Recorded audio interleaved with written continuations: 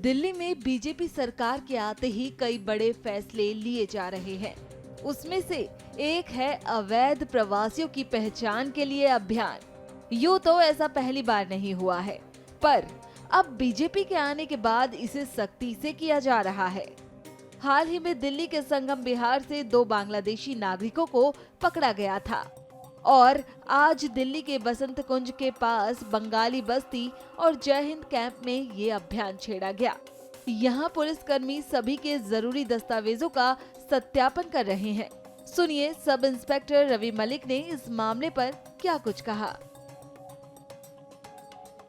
जितने भी ID proof इनके पास है, जैसे वोटर आईडी कार्ड हो गया, पैन कार्ड हो गया और आधार कार्ड हो गया, उनको वेरीफाई किया जाता है। अगर जिस पर सस्पेक्ट होता है उसको भी वेरिफिकेशन के लिए जहाँ का वो बना होता है उस कंसर्न डिस्ट्रिक्ट में भेजा जाता है, और अगर इलीगल होता है तो एफआईआर में पेश करके फिर उनको डिपोर्ट किया जाता है।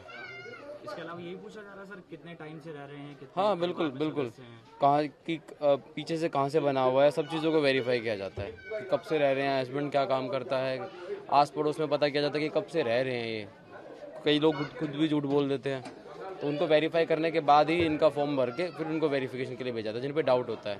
ऑलमोस्ट सबके वेरीफाई करवाए हमने, तो जो कुछ लोग थे जिन पे डाउट था फिर उनको एफआईआर में वेरीफाई करा के फिर उनको वापस आया गया। सबके पास आईडी प्रूफ है यहाँ। अच्छा, इस इलाके से यहाँ पर पहले भी कुछ बांग्लादेशी पकड़े गए हैं? इस एरिया से नहीं? इससे नहीं हुआ है, ये हमारा बंगाली बस्ती है रंगपुरी में, वहाँ से उसको डिपोर्ट किया गया था। यहाँ पे 14 से 15 लोगों को भेजा गया था जिन पे डाउट था। उनकी वेरिफिकेशन करने के बाद उनको फिर एफआईआर ने क्लीन चिट दी, उसके बाद वो वापस आए हैं यहाँ पे।